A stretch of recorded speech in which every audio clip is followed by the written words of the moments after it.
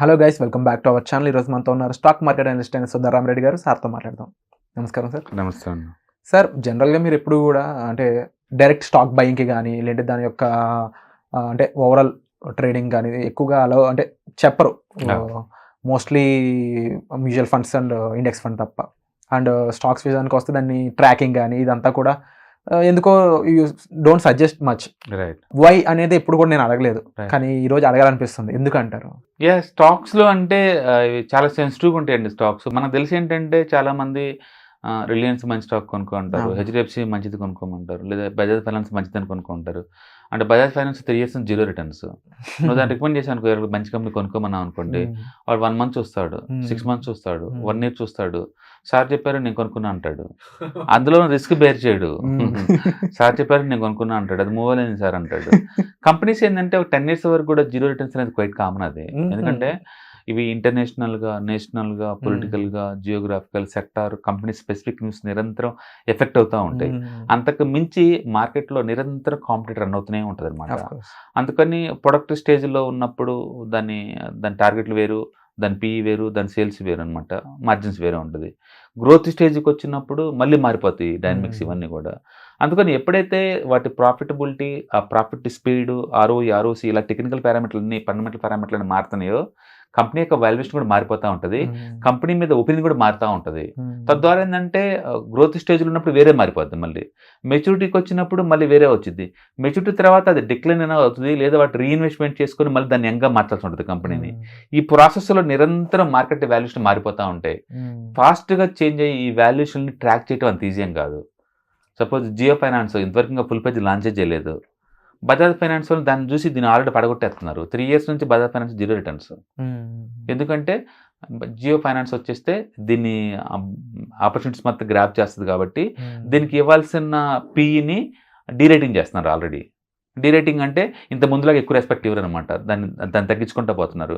Company fundamental sound ఇంత ముందుతో పోల్చుకుంటే ఇప్పుడు ఇంకా, బట్ స్టిల్ ఫ్యూచర్లో తగ్గబోతుంది అన్న స్పృహతోటి ఇప్పుడే పడగొట్టేస్తున్నారు. అలాగే Asian paints last 3 years 0 returns. అది పెయింటింగ్లో one of the good company, but still cement companies అన్నీ కూడా పెయింటింగ్లోకి ఎంటర్ అవుతున్నాయి. తొందరలో ఇటు మార్జిన్ తగ్గబోతుంది అన్న దాంతో దాన్ని పడగొట్టేస్తున్నారు. అంటే ఒకప్పుడు 100 PE తగ్గకుండా ఉన్న ఏషియన్ పెయింట్స్ ఇప్పుడు 40 దొరుకుతున్న ఎవరు తీసుకోవట్లా, 40లో దొరుకుతున్నా ఎవరు తీసుకోవట్లేదు. అందుకని మనం మంచి అని అనుకున్న ప్రతిసారి నువ్వు రికమెండ్ చేసావు అనుకోండి వాటిని, వాళ్ళు 1 year చూస్తే 2 years చేస్తారు. వాటితో పోల్చుకుంటే రిస్క్ లేకుండా ఈటీఎఫ్స్, ఇండెక్స్ ఫండ్స్లో వచ్చినప్పుడు why should go for stock specific. అందుకని కంపెనీ మీకు ఎప్పుడైనా సరే నిరంతరం ట్రాక్ చేసే వాళ్ళ కోసం అనమాట. నేనైతే టెక్నికల్ ఏరియా బ్రేక్అవుట్ అయితే నేను కొంటానండి, అదర్వైజ్ నేను ఇన్వెస్ట్ చేయను దాంట్లో. యూజువల్గా మీరు ఎప్పుడైనా లాంగ్ టర్మ్ అని అంటున్నారంటే 2 రకాలు థింక్ చేస్తున్నాం. ఒకటి కోర్ పోర్ట్ఫోలియో. కోర్ పోర్ట్ఫోలియో అంటే మీరు నెక్స్ట్ తరానికి కూడా గిఫ్ట్ ఇద్దాం అనుకున్నట్టుగా స్టాక్స్ని డెవలప్ చేస్తారు. ఎందుకంటే ఆ బిజినెస్ మోడల్ మీరు లైక్ చేస్తారు, పర్మనెంట్గా ఉంచుకుంటారు. మార్కెట్ పడ్డా పెరిగినా సంబంధం లేదు, రిటర్న్స్ వచ్చినా రాకుండా సంబంధం లేదు, లైఫ్ లాంగ్ ఉంటుంది. మనకనే కాదు, ఎన్నో ఉంచుకుంటారు అంతే. అవును, ఎసెట్ లాగా ఉంచుకుంటారు. టాటా వాళ్ళు, బిర్లా వాళ్ళు, రిలయన్స్ ఈ టైప్ అనమాట. చాలా మంది చెప్తారు నా దగ్గర ఫిజికల్ షేర్లు ఉన్నాయి ఇంకా అంటారు. ఐటీసీ ఇప్పటికీ ఫిజికల్ షేర్లు ఉన్నాయి చాలా మంది దగ్గర. మోర్ దెన్ 15% దాకా ఉన్నాయి టోటల్ కంపెనీలో ఫిజికల్ షేర్. వాళ్ళకి అవసరం లేదు, అమ్మాల్సిన అవసరం లేదు, తర్వాత మార్చుకుందామని అంటారు. షేర్ హోల్డర్స్ ఇంకా అంతే. వాళ్ళు ఎప్పుడు అమ్మటానికి రారు, అమ్మటానికి వచ్చి చల్లవు యాక్చువల్గా. వాటిని డిజిటల్ కన్వర్ట్ చేసిన తర్వాత నువ్వు అమ్మాలి. బట్ షేర్ హోల్డర్, ఇన్వెస్టర్లు మాత్రమే అవుతాం మహా అంటే. బట్ ప్రాపర్ కంపెనీలో ఒక 50% షేర్, అదొక టైపు ఇన్వెస్ట్మెంట్ అనమాట. లైక్ ఒక హౌస్ ఉన్నట్టు ఉంచుకుంటారు వాళ్ళు, దాన్ని కోర్ పోర్ట్ఫోలియో అంటారు. రెండోది శాటిలైట్ పోర్ట్ఫోలియో అంటారు. శాటిలైట్ పోర్ట్ఫోలియో అంటే ఫండమెంటల్ సౌండ్ ఉండి టెక్నికల్గా సపోర్ట్ చేస్తే నేను కొంతవరకు ఉంటాను, టెక్నికల్గా నేను సపోర్ట్ చేయలేదు అనుకోండి నేను క్లోజ్ చేసుకుని వెళ్ళిపోతాను. దాన్ని శాటిలైట్ పోర్ట్ఫోలియో అంటారు. అది కపుల్ ఆఫ్ మంత్స్ ఉంచుకుంటాం అంతే.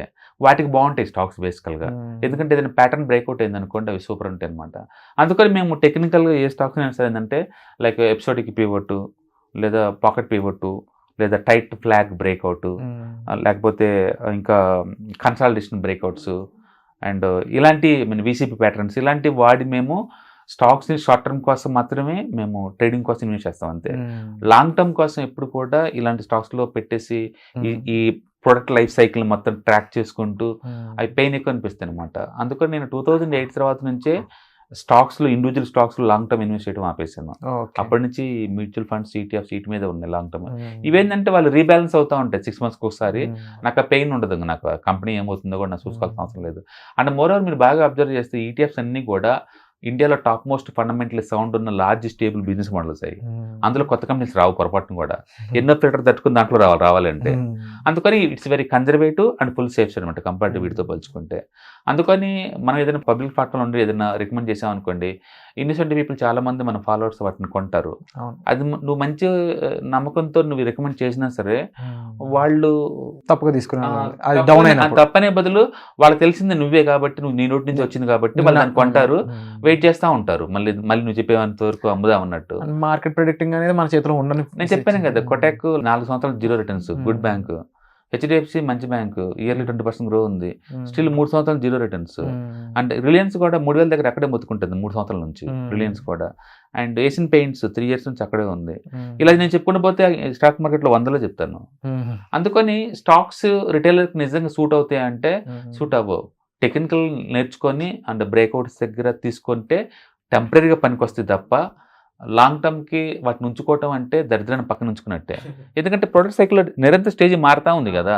అందుకని ఇప్పుడు నిసి ల్యాండ్ లైన్ కనెక్షన్లో అది వరల్డ్ నెంబర్ 1 బెస్ట్ కంపెనీ అనుకోండి, ఇప్పుడు ఉంచుకుంటావా? It's outdated. ఒకప్పుడు మంచిదే, బట్ ఇప్పుడు రిలవెంట్ కాదు అది. అలాగే పేజర్లో నెంబర్ 1 కంపెనీ అప్పట్లో ఉంచుకుంటావా? పోనీ నోకియా ఇప్పుడు ఉంచుకుంటావా? మరి మంచి కంపెనీ కదా అవి. దాని మీద ఏంటంటే మనం నిరంతరం చేంజ్ అవుతూ ఉండాలి. మంచిదని చెప్పేసి మనం ఉంచుకోలేము అనమాట. అన్ఫార్చునేట్ రిటైలర్స్కి ఏంటంటే లవ్ అండ్ ఎఫెక్షన్ ఎక్కువ. ఒకసారి ఆ కంపెనీ ఇష్టపడ్డాడు అనుకోండి, అది ప్రొడక్ట్లో ఏం జరుగుతుందని కూడా చూడడు, దాని అంతా ఉంచుకుంటాడు. బట్ అన్ఫార్చునేట్లీ తక్కువ రిటైర్ రిటర్న్ వస్తాయి. అందుకని నాకు సేఫ్ కావాలి ఎక్కువ. మీరు ఎప్పుడైనా ఇన్వెస్ట్మెంట్కి వెళ్తే క్యాపిటల్ ప్రొడక్షన్ మేజర్ ఇంపార్టెంట్. నా డబ్బులు సేఫ్గా ఉన్నాయి లేవా. రెండోది లిక్విడిటీ, ఎప్పుడైనా అర్జెంట్ కావాలంటే అమ్మగలుగుతానా లేదా. విత్ ఇన్ ఒక క్లిక్తోనే మొత్తం ప్రొడక్ట్స్ మొత్తం పెడేయాలా, ఆ లిక్విడిటీ ఉందా లేదా. 3 రీజనబుల్ రిటర్న్స్ వస్తున్నాయి లేవా. రిటర్న్స్ అనేది 3వ ప్లేస్ నాకు. ఫస్ట్ ప్లేస్ మొత్తం క్యాపిటల్ ప్రొడక్షన్, అదే నేను పెట్టిన సేఫ్టీ. రెండోది లిక్విడిటీ చూస్తాను, అర్జెంట్ నువ్వు అమ్మగలుగుతావా, నువ్వు అమ్మేసేయండి. ఇది 3వది రేట్ ఆఫ్ రిటర్న్ కన్జర్వేటివ్ ఉంటే చాలు నాకు, మరీ టూ మచ్గా రాలా. అందుకే ఎనీబడి కంట్రీలో మన టార్గెట్ ఎంత, ఇయర్లీ 7 trades అండ్ 30% టార్గెట్, అంతే. వెరీ కన్జర్వేటివ్ అంతే. అదే డబ్బు యాక్చువల్గా మ్యూచువల్ ఫండ్లో పెట్టినా వస్తుంది. బట్ ట్రేడింగ్ అనేది ఒక పని చేయగలం అంటే మీరు ఎలాగైనా మనీ మేక్ చేయొచ్చు. దాని అర్థం ట్రేడింగ్ చేసి సంపాదించుకోవచ్చు, మ్యూచువల్ ఫండ్ నుంచి రావచ్చు, ఆప్షన్స్ నుంచి రావచ్చు, ఫీచర్స్ నుంచి రావచ్చు, ఇంటర్డే ట్రేడింగ్, రకరకాల మెథడ్స్ ఉన్నాయి ఇక్కడ. ఇది బిజినెస్, మీకు నచ్చిన పద్ధతిలో మీరు రూల్ డిఫైన్ చేసుకోండి. మీరు తక్కువ డబ్బు పెడితే ఏ కోర్సులో అవసరం లేదు, డైరెక్ట్గా మ్యూచువల్ ఫండ్ ఎవరి మంత్ తీసుకుని వెళ్ళిపోండి. కొంచెం ఎక్కువ డబ్బులు పెడితే నీకు ఎక్కువ రిటర్న్స్ రావాలంటే మాత్రం కొంచెం టెక్నికల్ ఆన్సర్స్ నేర్చుకొని కొంచెం ఫోకస్ చేసుకోండి, కొంచెం ఎక్కువ రిటర్న్స్ వస్తాయి అనమాట. It's simple subject. Don't be complicated too much. ఏదో ఆల్గో ట్రేడింగ్ అయ్యి ఏం లేవండి ఇక్కడ. హ్యూమన్ సైకాలజీ అంతమించి ఏమి ఉండదు అనమాట. అందుకని నేను ఎందుకు పబ్లిక్ ప్లాట్ఫామ్ మీద ఎక్కువ స్టాక్స్ రికమెండ్ చేయను టూ మచ్ ఫ్రీక్వెన్సీగా అంటే, ఒకటి నేను కన్విన్స్ అవ్వాలి, 2 మార్కెట్ సపోర్ట్ చేయాలి. అందుకని అంత ఫ్రీక్వెన్సీగా నేను స్టాక్స్ గురించి మాట్లాడాను. రీసెంట్గా ఐ థింక్ లాస్ట్ టైం మనం మాట్లాడిందంటే స్వాన్ ఎనర్జీ. దాంట్లో నాకు హోల్డింగ్స్ ఉన్నాయి, రఫ్గా ఒక 70 లక్షల వరకు ఉన్నాయండి. 2 ట్రేడింగ్ అకౌంట్లో 70 లక్షలు పెట్టాను. అంటే గుడ్ రిటర్న్స్ జనరేట్ చేసి. డెఫినెట్లీ అది అప్పటి నుంచి కూడా చాలా గ్రో అవుతూ వెళ్తాం. వండర్ఫుల్ ఇన్ఫర్మేషన్ సార్, అండ్ ఒక బ్యూటిఫుల్ ఎక్స్ప్లెనేషన్ ఇచ్చారు వై అనే దానికి. Thank you so much.